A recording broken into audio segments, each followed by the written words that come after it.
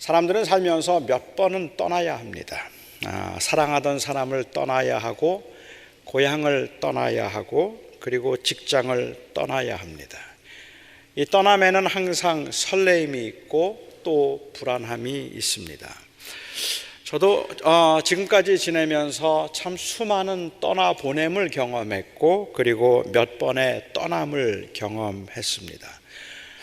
아마 제가 그 경험했던 떠남 중에 가장 큰, 어쩌면 제 인생에 있어서는 가장 결정적인 것이 있었다면 고등학교 3학년 때 제가 부모님을 따라 조국을 떠나서 미국에 온 사건일 겁니다.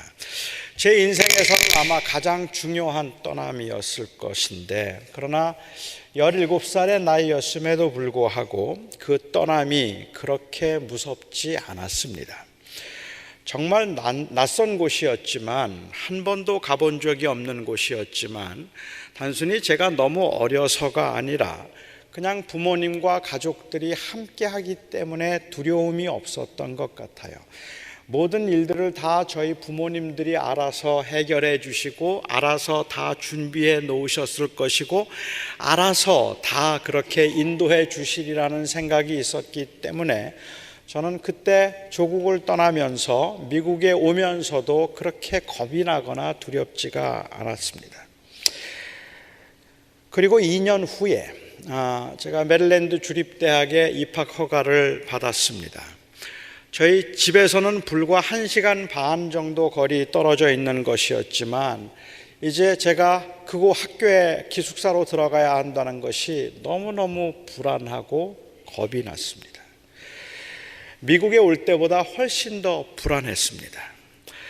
부모님과 식구들을 떠나서 혼자 산다는 것이 자신이 없었기 때문에 그렇고, 드디어 이제 외국 땅에 와서 혼자 산다는 것을 이제 실감하게 될 텐데 그 두려움이 컸기 때문입니다.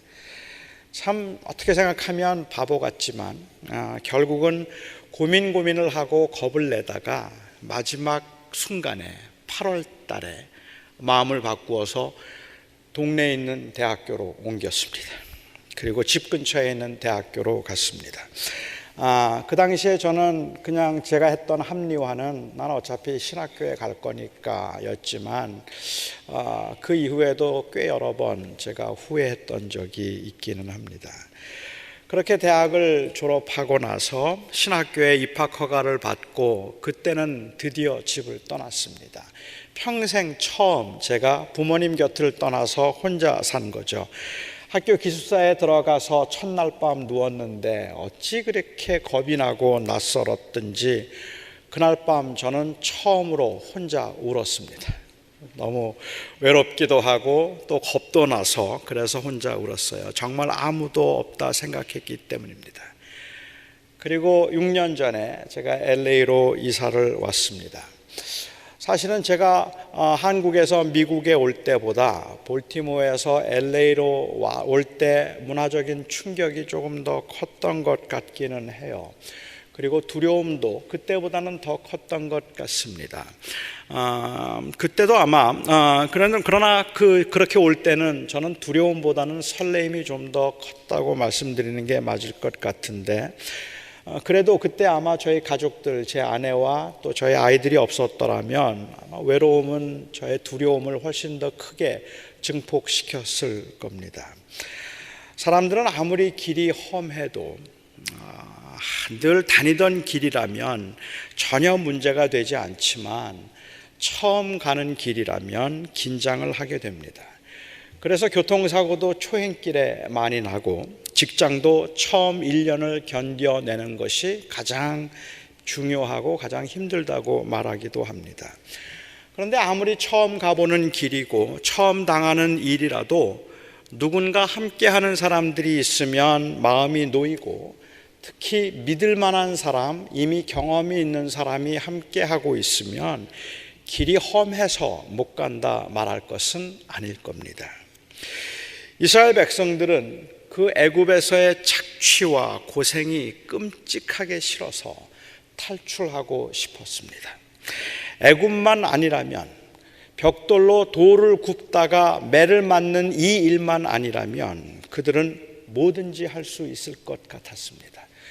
너무 고통스럽고 너무 모욕감을 느껴서 그들은 어떻게든지 이 애굽 바로의 왕의 손에서 이제 벗어날 수만 있다면 무엇이든지 하고 싶은, 무엇이든지 하겠다는 마음이 그들에게 있었습니다. 그들은 정말로 변화를 원했고 그들은 진정으로 해방을 원했습니다. 그래서 그들은 간절하게 부르짖었습니다. 그 바로의 손에서 해방될 수 있기를, 바로의 손에서 구원받을 수 있기를 그들은 간절하게 부르짖어 기도했습니다. 그때 모세가 나타났어요. 80의 노인이었고 옛날에 애굽의 왕자였다는 소문이 있기는 했어도 애굽 왕을 대면하는 그의 담대함이라든지 애굽에 재앙을 내리는 그 기적을 보여주는 그 모습을 보면서 이스라엘 백성들은 모세를 따라가기로 결정을 했습니다. 이들에게는 굉장한 결정입니다.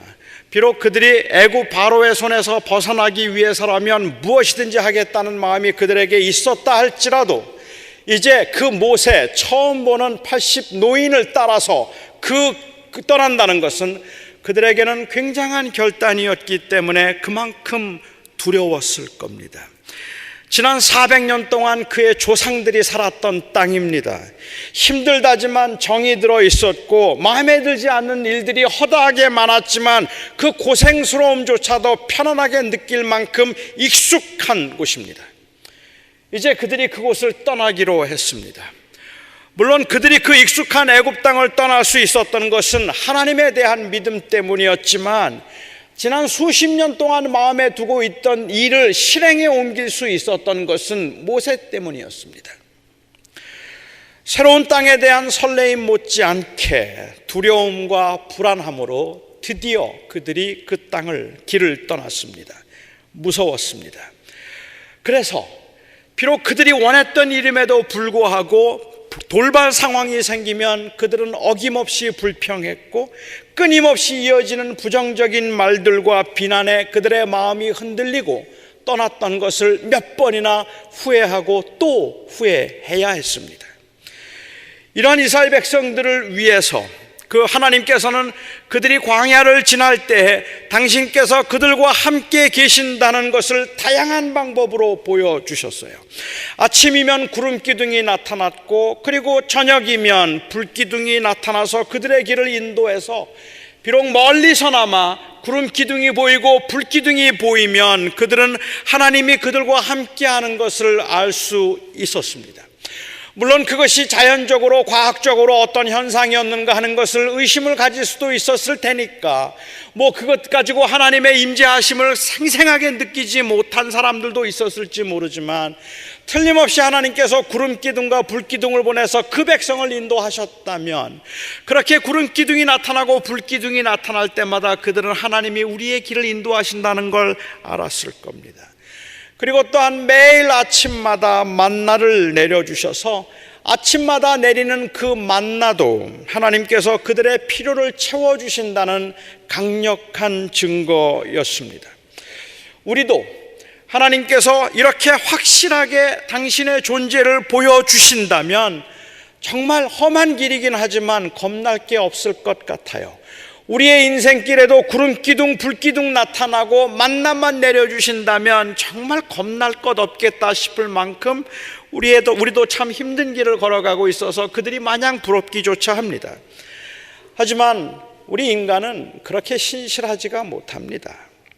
아무리 대단한 것이라 할지라도 일단 익숙해지고 나면 그 가치를 잊어버리는 법이잖아요. 매일 보는 구름기둥과 매일 보는 불기둥도 매일 먹는 만나도 언제부터인지 당연시되기 시작하고 그리고 감동이 되지 않았습니다. 그 백성들이 그 광야 생활을 하면서 넘어지지 않도록 한 실제적인 힘은 사실은 구름기둥이나 불기둥 만나가 아니라 모세였습니다. 그들이 넘어지지 않았던 것은 모세 때문이었습니다. 이스라엘 백성들이 하나님 앞에서 결정적으로 넘어졌던 게 언제인지 아십니까? 십계명을 받기 위해서 모세가 시내산에 오른 때 즉 모세가 없었던 그 40일 동안에 이스라엘 백성들은 넘어졌다는 말입니다. 그때도 구름기둥은 있었습니다. 그때도 불기둥은 있었습니다. 그때도 만나는 내렸습니다. 하지만 모세가 보이지 않자 그들은 두려워지기 시작했고, 불안해서, 너무 불안하고 너무 두려워서 아론에게 금송아지를 만들도록 강요할 수밖에 없었습니다. 어떻게 생각하면 그럴 수 있을까 싶은데, 그 백성이 어떻게 자기들이 나온 그 애굽의 신이었던 금송아지를 만들어서 절할까 싶은데, 너무 불안해서 그리고 너무 두려워서 그랬다면 그럴 수도 있겠다는 생각이 들 정도입니다. 모세가 산에서 내려왔습니다. 그리고 그들이 금송아지 만든 것을 보고 불같이 화를 내면서 그 계명받은 돌판을 집어 던지고 막 불같이 화를 내고 진노를 했는데도 그래도 모세가 돌아오니까 안심이에요. 그렇게 화를 내도 모세 있으니까 살 것 같다, 그런 마음이 들었을 것 같아요. 이건 단순히 모세의 지도력이 아닙니다. 모세가 하나님께서 보내신 사람이고, 그를 통해서 하나님이 계시하시고 그 백성을 인도하고 계시다는 것을 이스라엘 백성들은 보았고 믿었기 때문에 그렇습니다. 불기둥도 만나도 그들에게는 힘이 되었지만, 모세가 함께하면 하나님이 그들을 버리지 않을 것 같아서, 하나님이 그들과 함께 하실 것 같아서 안심이 되었습니다. 시내산에 올랐던 40일을 빼고는 모세는 그 후 38년 동안 한 번도 그 백성을 떠난 적이 없었습니다. 언제나 그 백성과 함께 했고, 그 백성을 위해서 기도했고, 그리고 그들에게 하나님의 뜻을 보여주었습니다. 그런데 모세가 죽었습니다. 가나안을 눈앞에 두고 정복과 정착의 그 엄청난 과제를 눈앞에 둔 채 모세가 갑자기 죽었습니다. 쇠하지도 않고, 기력이 쇠하지도 않고, 항상 건강해서 그 가나안을 점령할 때까지 언제나 함께 할 것이라고 생각했었는데, 이제 진짜 힘들고 어려운 전쟁들이 남아있는데 모세가 죽었습니다. 여러분은 12명의 정탐꾼을 가나안에 보내어서 여리고를 정탐했던 때를 기억하실 것입니다. 광야에 들어선 지 아마 1년 조금 넘어서였을 것이라고 그렇게 짐작을 하는데, 이 모세는 12명의 정탐꾼을 여리고에 보내서 여리고를 정탐하도록 했습니다.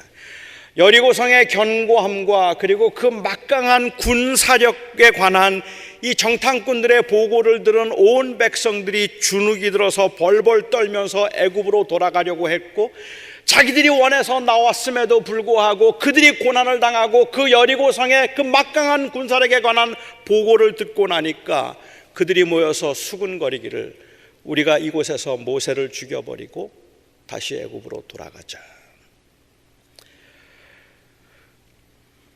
그때 하나님께서 그들에게 불같이 진노하셔서 20세가 넘은 자들 중에 여호수아와 갈렙을 제외하고는 아무도 그 남자들 중에 가나안을 볼 자가 없을 것이라고 하셨습니다. 그 약속대로라면, 만일 그렇다면 20세 이상 된 사람들은 지금 모세가 죽은 이 즈음에 이미 다 광야에서 죽었을 것이고, 지금 남아있는 군인들은 그들의 10대 때부터 시작해서, 아니 어쩌면 태어나서부터 모세가 없다는 것은 상상조차 할 수 없는 사람들입니다. 모세는 언제나 그곳에 있었어요. 그런데 모세가 죽었습니다. 가나안에 들어가면 더 이상 구름기둥도 없고 불기둥도 없고, 이제 여리고성 앞에, 아니 가나안 땅에 들어가는 그 순간 그 광야에서 만나도 끊어져서 더 이상 만나도 없을 텐데 모세도 사라졌습니다. 여러분들은 이 백성들의 불안과 두려움을 이해하실 수 있습니까?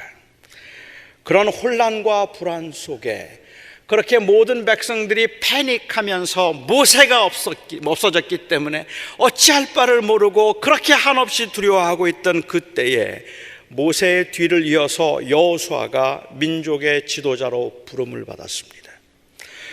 여호수아는 지난 40년 동안 모세의 곁에서 모세의 지도력과 그리고 그 모세와 동행하시는 하나님의 능력, 그럼에도 불구하고 그 괴롭게 부르짖던 모세의 눈물과 기도를 보았던 사람입니다.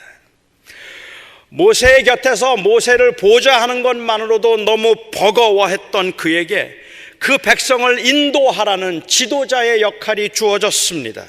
모세의 뒤를 이어서 최고의 지도자가 되었다고 마냥 기뻐할 일이 아닙니다. 하나님께서 나를 환대하셔서 이 민족의 최고의 지도자가 되게 하셨다고 마냥 기뻐할 일이 아니란 말입니다. 모세도 아닌 여호수아가 어떻게 그 백성을 인도할 수 있겠습니까? 백성들은 뭐라고 하겠습니까? 아니, 백성들은 얼마나 두렵겠습니까? 정말 여호수아를 믿어도 됩니까? 정말 여호수아가 모세처럼 할 수 있겠습니까? 혹시 가나안에 들어가기도 전에 4분 오열하는 것은 아니겠습니까? 혹시 이러다가 우리 민족이 이곳에서 망하는 거 아닙니까? 모세도 아닌데 여호수아가 어떻게 그 백성을 인도할 수 있단 말입니까? 더구나 앞으로 남아있는 그 전쟁은 실제로 40년 광야 생활이 고달프고 힘들기는 했지만 그렇게 큰 전쟁 경험해 본 적 없었고 한 번도 진 적이 없었던 그 백성인데, 모세 때문에. 그런데 모세가 죽고 여호수아가 인도하는데 가나안에서 과연 제대로 정착할 수 있겠습니까? 왜 하필이면 이렇게 중요한 때에, 왜 하필이면 꼭 이때에 하나님이 모세를 데려가시고 여호수아를 세우셨는지 이해가 안 될 정도입니다. 그냥 인간적인 판단과 계산으로는 가나안 땅 다 점령하고 난 후에, 아니면 그 가나안의 최고의 성이라 말할 수 있는 여리고 성이라도 함락하고 난 다음에 모세를 데려가셨으면 참 좋았겠는데, 그런데 왜 하필이면 지금 가장 위험하고 가장 중요한 때에 하나님이 모세를 데려가셨단 말입니다. 이런 절박한 상황에서, 말할 수 없이 불안한 상황에서 하나님께서 여호수아에게 하신 말씀이 오늘 본문 말씀입니다. 저는 두 가지만 생각해 보고 싶습니다. 오늘 본문에서는 여호수아에게 강하고 담대하라는 말씀을 3번이나 하셨습니다. 너는 강하고 담대하라. 너는 강하고 극히 담대하라. 너는 강하고 극히 담대하라. 그만큼 여호수아가 두려웠다는 의미일 겁니다. 그런데 도대체 강하고 담대하라는 건 무슨 말일까? 무슨 말일까요? 어떤 의미에서 강하고 담대하라고 하는 걸까요? 아니, 어떻게 하는 게 강하고 담대한 겁니까? 백성들에게 밀리지 말고 용감하고 과감하게 백성들을 인도하라는 의미일까요? 지금 이때가 중요한 때이니까 백성들은 불평할 거야. 백성들은 원망할 거야. 백성들은 계속해서 모세 이야기할 거야. 모세는 안 그랬는데, 모세 따르면 이렇지 않았을 텐데라고 계속 그렇게 말할 텐데, 그럴 때마다 너는 강하고 담대하게 밀어붙여. 그래서 그 백성들 너 앞에 함부로 대하지 못하게 하고 꼼짝도 못하게 좀 강하게 해라. 과감하게 인도하라. 그런 의미였을까요? 백성들은 자기가 섬기고 인도해야 할 대상으로 여기기보다 자기를 어렵게 할 수 있는 대상이라고 생각했다면 몰라도, 이 강하고 담대함은 백성을 염두에 두고 한 말이 아닙니다. 비록 모두가 다 어려운 상황이지만 강하고 담대해야 될 대상은 백성들이 아니라 바로 자기 자신입니다. 두렵기 때문에 서로를 아프게 할 수 있습니다. 모세와는 전혀 다른 리더십이라서 적응이 안 될 수도 있습니다.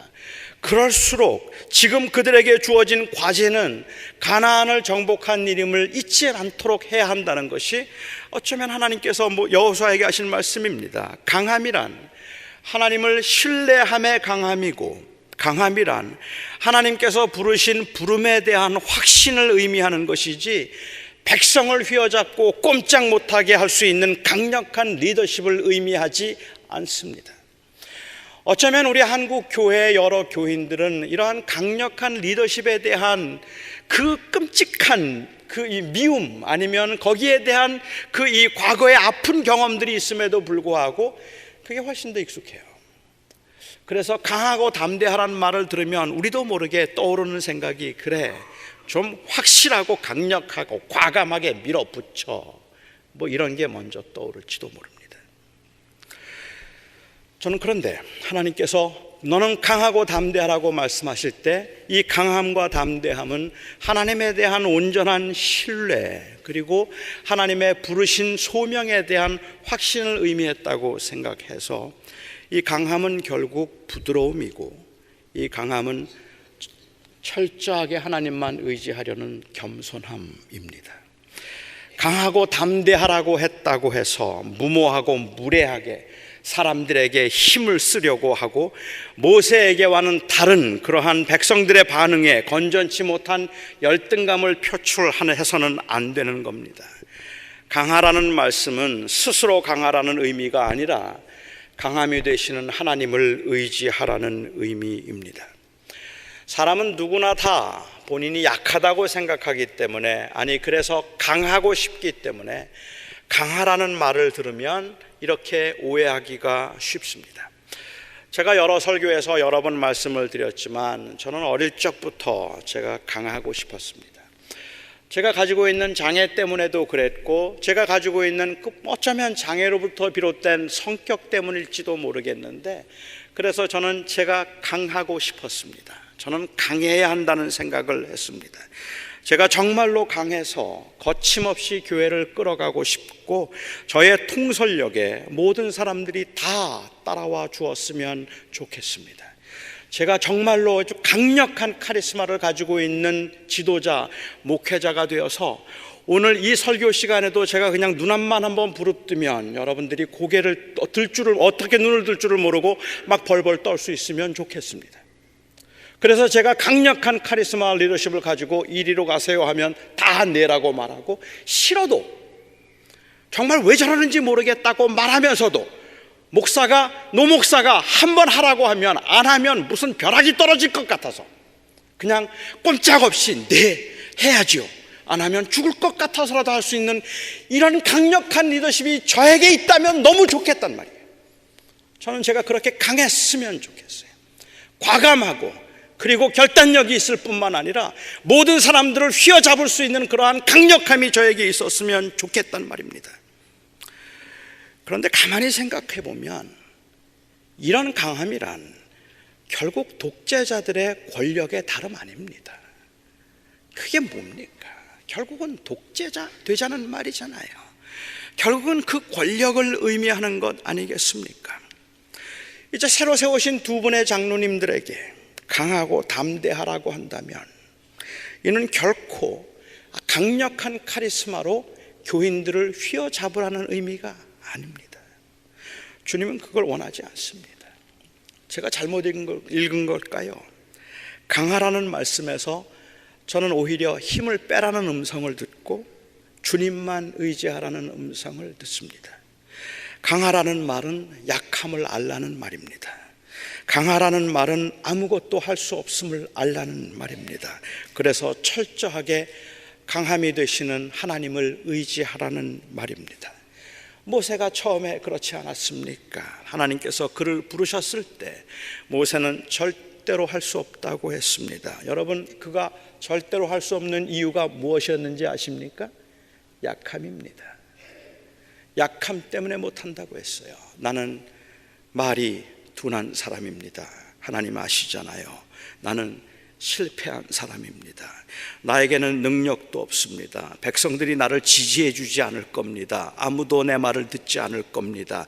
그래서 못하겠다 했어요. 어찌 생각하면 겸손인데 어찌 생각하면 교만입니다.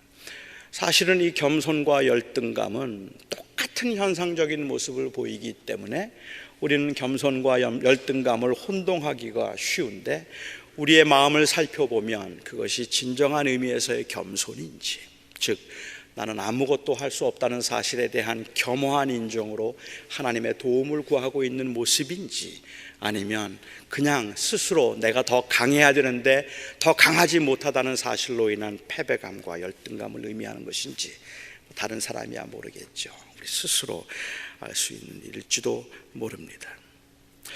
주님은 모세에게 내 입도 내가 만들지 않았느냐 말씀하셨고, 내가 너와 함께 하리라고 말씀하셨고, 너를 위하여 사람을 보낼 것이니 너는 두려워하지 말고 가라 말씀하셨습니다. 결국은 그에게 강하라고 하셨던 말씀은 내가 너의 강함이 되어주겠다는 의미였지, 너의 모든 그 부족함과 핸디캡들을 다 채워주겠다는 말씀은 아니었다는 말입니다. 그때도 두려워하지 말고 담대하라는 말은 하나님만 바라보고 맡겨진 일을 감당하라는 의미였습니다. 하나님께서 여호수아에게 주셨던 두 번째 말씀은 하나님의 말씀, 율법을 따라 행하라는 것이었습니다.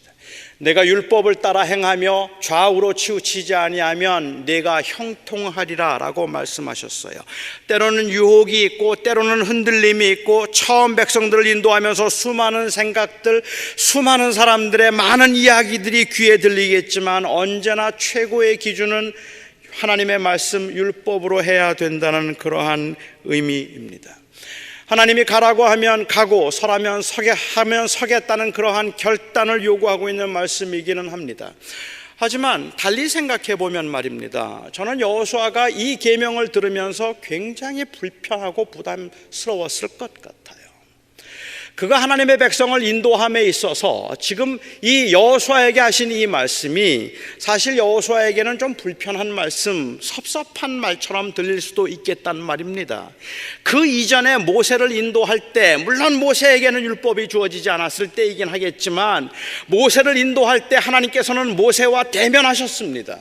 힘든 일이 있고 어려운 일이 있어서 하나님 앞에 무릎을 꿇으면 하나님께서 즉각적으로 대답해 주셨습니다. 이리로 가야 한다, 저리로 가야 한다, 그만두어야 한다, 지금 가야 한다.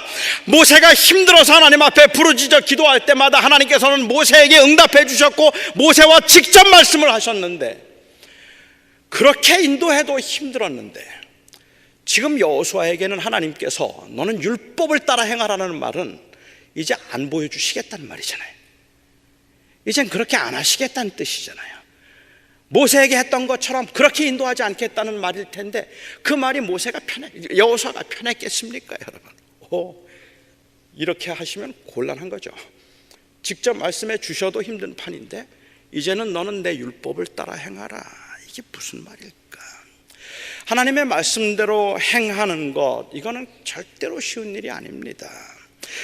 사실 우리가 하나님의 말씀대로 행한다고 하지만 때로는 그 의미가 석연치 않은 경우도 너무 많아서, 사랑을 말하면 진리를 놓치고 진리를 말하면 사랑을 놓치는 이 긴장 속에 끊임없는 갈등의 연속이 말씀을 따라 사는 삶입니다.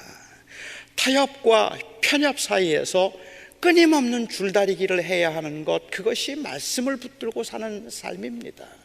말씀대로 산다는 것은 그야말로 가장 강력하고 확실한 무슨 답이 있어서 그냥 그대로만 가면 되는, 모세에게 직접 말씀하셨던 이러한 그 말씀을 듣고 가는 것이 아니라 끊임없이 그 말씀 앞에서 자기의 마음을 살펴야 하고, 끊임없이 하나님의 마음을 살펴서 하나님이 무엇을 원하시는가를 살펴보아야 되고, 그 정황을 살펴야 되기 때문에 이 타협과 편협의 줄다리기를 끊임없이 해야 되는 일이라, 이 일은 그렇게 쉬운 일이 아닙니다.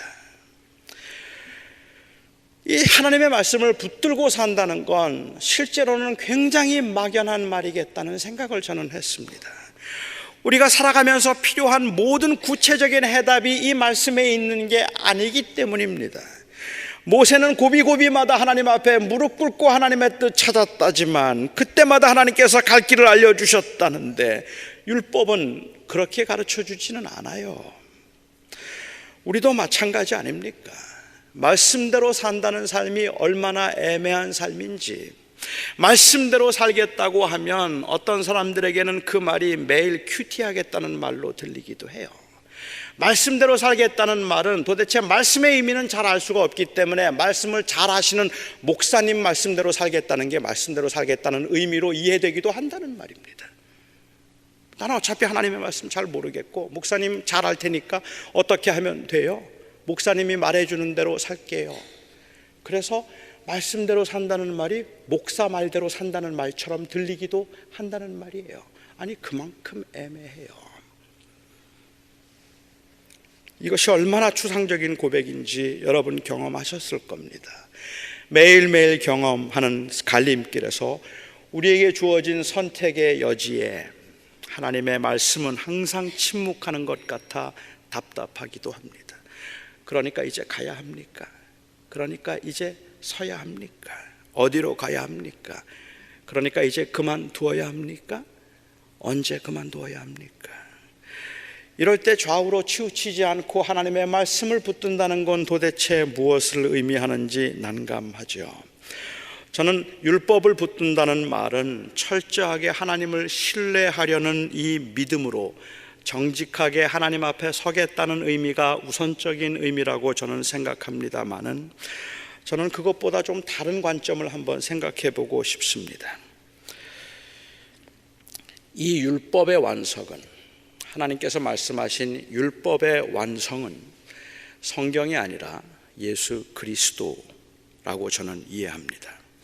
성경이 완성된 하나님의 절대적인 말씀이 아니라는 의미, 그런 뜻이 아니라 이 율법이, 그리고 이 성경이 궁극적으로 바라보게 만드는 것은 결국 예수 그리스도라는 의미에서 예수 그리스도가 율법의 완성이라는 말씀입니다. 그래서 이 율법의 완성은 결국 복음입니다.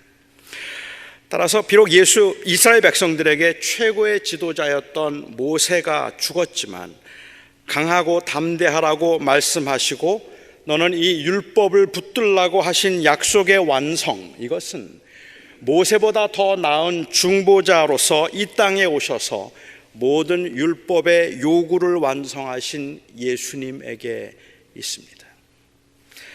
그래서 저는 모세가 죽었으나 강하고 담대하여 율법을 붙들라는 하나님의 위로의 말씀을 읽으면서 저는 자꾸 예수님이 떠올랐습니다. 예수 그리스도를 통한 은혜를 생각했습니다. 이 말씀은 위기의 순간에 주님을 붙들라는 말씀이고, 그리고 주님의 은혜를 의지해서 두려움을 극복하라는 말씀입니다. 실제로 주님의 은혜는 우리의 실패와 연약 가운데 우리를 다시 일어서게 만드는 힘이 있기 때문에 그렇습니다.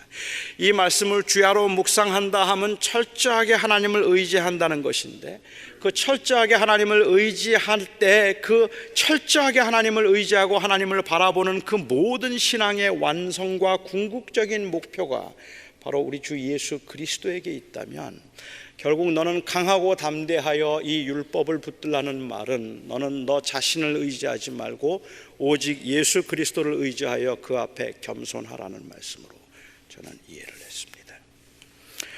저나 여러분 모두에게 마치 모세가 죽은 것 같은 위기와 두려움의 순간들이 있었을 것입니다. 지금도 아마 그런 순간이 있어서 사랑하는 가족을 하나님께서 먼저 데려가심으로 모세가 떠난 것 같은 절망을 느낀 사람도 있었을 것이고, 사업이 실패해서 그 사업의 문을 닫으면서 마치 모세가 떠난 것 같은 그러한 절망과 위기를 경험했던 분들도 계실 겁니다. 한길교회의 교인들은 어쩌면 지금 바로 이런 불안과 두려움 가운데 있을지 모르겠습니다. 하나님의 부르심으로 새로 시무를 시작하시는 두 분 장로님의 심정은 여호수아의 심정이겠다 싶고, 교회를 사랑하면서 함께 이 험난한 길을 걸어왔던 여러 교인들의 심정도 여호수아의 심정이겠다 싶습니다. 그동안 함께 동고동락하면서 지난 6년 동안 사역을 함께 했던 장로님들이 모두 은퇴하시면서 저 역시도 이제 제가 무엇을 할 수 있을까 생각하면 두려움이 앞서는 것이 사실입니다. 잘할 수 있을까요? 우리가 정말 잘할 수 있을까요? 가나안까지 잘 마칠 수 있겠습니까? 마치 광야 생활을 마치고 가나안 전쟁을 눈앞에 둔 백성들처럼 이 지나본 적이 없는, 가보지 않은 길 입구에 서서 근심과 염려로 서로를 바라보는 그 교인들의 눈길을 저는 요즘 느낄 수 있습니다. 저는 이 한길교회 교우 여러분들과 함께 이 가보지 않은 길을 함께 가보고 싶습니다. 저는 저만 믿고 따라오라고 말할 자신 없습니다. 두 분의 장로님이 잘할 테니까 믿고 기다리라고 말할 자신도 저에게는 없습니다. 저는 오늘 무슨 말을 해야 하는가 정말 고민을 많이 했어요. 그리고 기도하는 중에 하나님께서 저에게 마음의 평안을 주셨습니다. 미지의 길이지만, 그리고 한 번도 경험한 적이 없지만 생각이 복잡해질수록 주님만 보자, 그리고 그 은혜에 의지해서 함께 가면 되는 거겠지 하는 생각이 들었습니다. 저는 예수 그리스도의 은혜, 우리를 용서하시고 우리를 회복시키시고 우리를 다시 일으켜 세워주셔서 끝까지 우리와 동행하실 그 예수 그리스도의 은혜에 의지해서 함께 가고 싶습니다. 지금은 사람을 볼 때가 아니라 주님을 볼 때입니다. 지금은 모세와 함께 하던 광야를 돌아볼 때가 아니라 여호수아와 함께 갈 가나안을 볼 때입니다. 지도자들의 역량이나 아니면 능력을 볼 때가 아니라 허물 많은 죄인들을 용서하시고 자녀 삼아서, 그래서 그들로 교회를 이루게 하시는 이 은혜를 의지할 때입니다. 교회가 많이 달라졌지만, 그리고 또 어떻게 달라질지 모르지만 지금은 목사도 장로도 아닌 이 교회의 머리이신 예수 그리스도를 바라볼 때입니다. 그래야 가나안까지 갈 수 있습니다. 그래야 그 앞에 닥칠 여리고 전쟁도 할 수 있고, 그래야 아이성 전쟁도 할 수 있습니다. 여호수아처럼, 주님께서 말씀하셨던 여호수아처럼 저는 두 분의 장로님과 함께 강하고 담대하겠습니다. 저는 여러분도 여호수아처럼 강하고 담대하시기 바랍니다.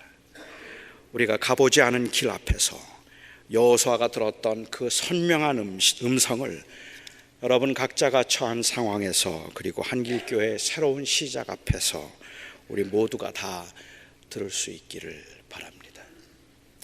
예수 그리스도, 그분만이 우리의 소망이고 그분만이 우리가 붙들 수 있는 분입니다.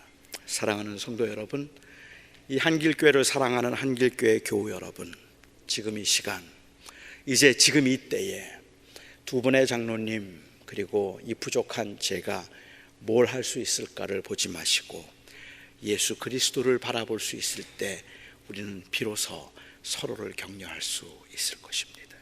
그래서 서로를 붙들어주고 서로를 세워주고 서로로 하여금 예수 그리스도만을 바라보게 만들 수 있을 때 우리는 가나안의 그 나머지 전쟁을 우리가 감당할 수 있을 것입니다. 자비로우신 아버지 하나님, 우리는 모든 변화 앞에 두렵습니다. 우리가 그토록 원했던 변화라 할지라도 익숙하지 않은 것을 떠나야 하면은 언제나 불안함이 있습니다. 이전보다는 지금이 더 나았으면 하는 간절한 바람만큼 아버지 하나님, 그것을 확인하고 확신할 수 없을 때 전보다 못할까 두려움이 있습니다. 나의 사랑하는 아버지 하나님, 이제 이 시간에 저희 모두가 다 강하고 담대하라는 주의 말씀을 듣습니다. 오직 하나님만이 우리의 힘이 되신 것을 우리가 믿고 그 하나님 의지할 수 있기를 바라며, 그 하나님을 의지할 수 있고 하나님을 바라볼 수 있기에 우리의 주어진 그 날들 가운데는 불평의 때, 후회스러운 때, 원망의 때가 있을 때라도 우리가 불평과 원망과 후회보다 오히려 격려와 기다림과 그리고 또한 이해함으로 주님께서 우리 앞에 주신 길을 걷고자 합니다. 아버지 하나님, 저희와 동행하시며 저희들의 시선이 오직 이 교회의 머리이신 예수 그리스도에게 고정되게 하여 주시옵소서. 예수님의 이름으로 간절히 기도하옵나이다. 아멘.